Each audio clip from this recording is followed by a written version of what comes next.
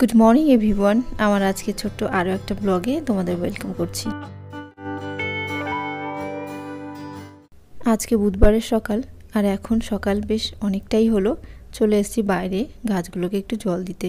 আর এই গাছগুলোকে ডাল কেটে দেওয়াতে একটু ঝাড় হয়েছে, ভেবেছিলাম আবার ডালগুলো কেটে দেবো, তো ভাবতে ভাবতে এখনও কাটা হয়নি। আর এই টবের মধ্যে যে কয়েকটা দুব্বো লাগিয়েছিলাম, এই দুব্বো দিয়েই কিন্তু আমি বৃহস্পতিবারে পুজো করে থাকি। ডালগুলো কেটে আরও কয়েকটা গাছ লাগিয়ে দিতে হবে। আর তুলসী গাছে এখন জল দিলাম না, যেহেতু সকালবেলা, তো স্নান সেরে যখন পুজো করতে যাই তখনই একমাত্র আমি তুলসী গাছে জল দিই। তো চলে এসেছি রান্নাঘরে। আজকে রান্না করে নেবো চিকেন। সবার ফার্স্টেই তেলের মধ্যে আলুগুলো ভেজে নিচ্ছি। আর আলু দিয়ে খেতে আমার বেশি ভালো লাগে বলে সবসময় কিন্তু আলুটা দিয়েই রান্না করি। মাংস কিন্তু অনেকভাবে রান্না করা যায়, অনেকভাবেই খাওয়া যায়, তো আমি শর্টকাটভাবেই রান্না করি। তেলের মধ্যে পেঁয়াজ দিয়ে, তার মধ্যে অবশ্য ফোড়ন দিয়েছিলাম, তার মধ্যে পেঁয়াজ দিয়ে চিকেনগুলো দিয়ে দিলাম। তাহলে চিকেনগুলো পেঁয়াজের সঙ্গে একটু ভাজা ভাজা হয়ে যাবে। এমনিও ভেজে নেওয়া যায়, কিন্তু আমি আর ডবল না করে একেবারেই দিয়ে দিলাম। যখন চিকেনটা একটু ভাজা হয়েছে, কালারটা চেঞ্জ হয়েছিল, তার মধ্যে যেই মশলা থাকে আদা, জিরে, রসুন, পেঁয়াজ সমস্ত কিছু মশলা দিয়ে কষিয়ে কষিয়ে রান্নাটা করে নিয়েছি।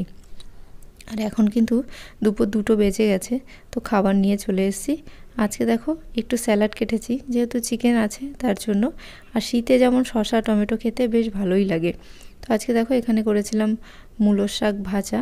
মূলোর শাকটা কম ছিল, তার মধ্যে একটু বেগুন আর একটুখানি আলু দিয়ে ভেজে নিয়েছিলাম। আর এখানে যে সয়াবিন আলু তরকারিটা দেখছো, এটা কিন্তু কালকের, তো বাসি জিনিসও আজকে নিয়ে চলে এসেছি।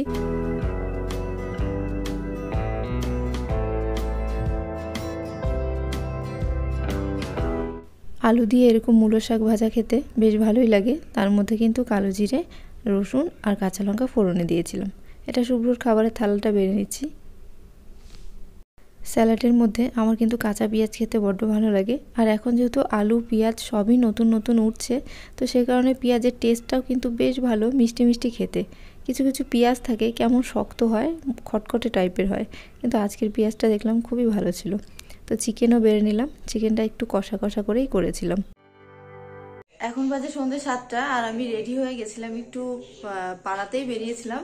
ভেবেছিলাম একটু হাঁটবো, যেহেতু বাড়ি থেকে খুব একটা বেরোনো হয় না, তো ভেবেছি যে এখন তো আর শীতও নেই, গরমও পড়ে গেছে, তো ভাবছিলাম এই রাস্তাটা দুবার থেকে 3বার একটুখানি হাঁটাহাঁটি করব, তারপর দোকানে যাব। দোকানে গিয়েও 2-একটা জিনিস আনার ছিল, তো সেই ভেবেই আমি বাড়ি থেকে বেরিয়েছি যে হাঁটবো। ও বাবা, আমি হাঁটছি, আমার পিছন পিছন বাচ্চাটা হাঁটছে, মানে যেই বাচ্চাগুলো তোমাদেরকে আমি দেখাই, কুকুরের বাচ্চাগুলো।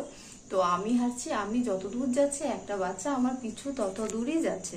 তো সেই কারণে আমি বাধ্য হলাম ঘুরে আসতে বাধ্য হলাম। এই কারণেই, কারণ প্রত্যেকটা গলিতে কুকুর থাকে, প্রত্যেকের এরিয়া ভাগ করা থাকে, যে যার এরিয়াতে সেই পাওয়ার নিয়ে থাকে। তো বাচ্চাটা যদি যায়, কেউ যদি কামড়ে দেয়, তো সেই ভয়ে আমি না হেঁটে বাড়ি ফিরে আসলাম। বাড়ি ফিরে এসে ওটাকে রেখে তারপর আবার গেছিলাম একটুখানি এই যে সিঙ্গারা আনতে। সন্ধ্যাবেলা হলেই মনটা একটু খাই খাই করে, কি খাবো ভাবি। আর এখানে যত রকমের তেলে ভাজা আমি খেয়েছি, তার মধ্যে থেকে সিঙ্গারার টেস্টটা বেশ ভালো, তো তার জন্য সিঙ্গারাটাই আনি। আর শুভ্র সিঙ্গারা খেতেও পছন্দ করে, অন্য কিছু আনলে খাবে না। যদি ডিমের চপ কিংবা অন্য কিছু আনি তো খুব একটা ভালোবাসে না।